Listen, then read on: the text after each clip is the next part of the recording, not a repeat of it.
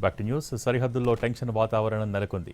భారత్ పాకిస్తాన్ మధ్య ఉద్రిక్తతలు రోజురోజుకు పెరిగిపోతున్నాయి. సరిహద్దుల్లో రెండు దేశాలు భారీగా బలగాలను మోహరించాయి.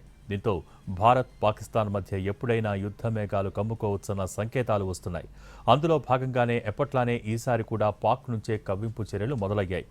భారత్ ఆర్మీ సైతం పాక్ సరిహద్దుల్లోని ఆర్మీ క్యాంపులకు అదనపు బలగాలను తరలిస్తోంది.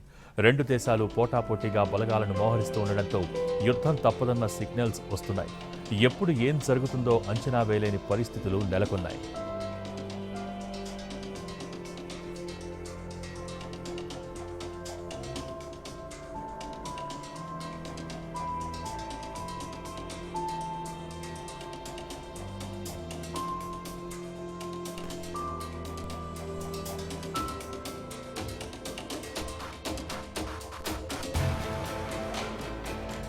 సరిహద్దుల్లో పాకిస్తాన్ వరుసగా కాల్పులకు తెగబడుతోంది. 5 రోజుల నుంచి నియంత్రణ రేఖ వెంబడి కాల్పుల మోత మోగుతోంది.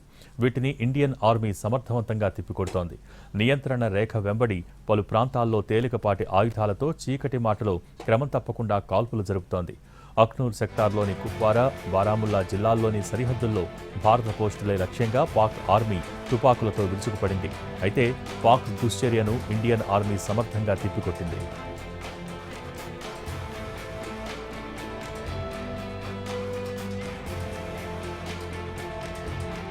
మరోవైపు కుప్వారా జిల్లాలోని కేరన్ సెక్టార్లో, పూంచ్ జిల్లాలోని కృష్ణఘాటి సెక్టార్లో నియంత్రణ రేఖ వెంబడి పాక్ సైన్యం కాల్పులకు పాల్పడింది. వీటికి భద్రతా బలగాలు తక్షణమే స్పందించి దాడులను తిప్పికొట్టాయి. పాక్ సైనికులకు ధీటుగా భారత బలగాలు స్పందించాయని అధికారులు వెల్లడించారు. పాకిస్తాన్ ఏమాత్రం తోక జాడించినా తగిన జవాబిచ్చేందుకు సైన్యం అన్ని రకాలుగా సిద్ధంగా ఉంది.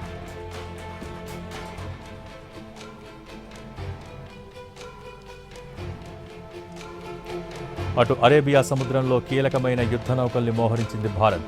వైమానిక దళాన్ని అప్రమత్తం చేసింది. ఇప్పటికే యుద్ధ విమానాలు సన్నద్ధమవుతున్నాయి. ఎప్పుడు ఎలాంటి పరిస్థితులు ఎదురైనా ఎదుర్కొనేందుకు సిద్ధంగా ఉండాలని సైన్యానికి ఆదేశాలు జారీ చేసింది. పాకిస్తాన్ కూడా సరిహద్దు వెంబడి ఆర్మీని పెంచింది.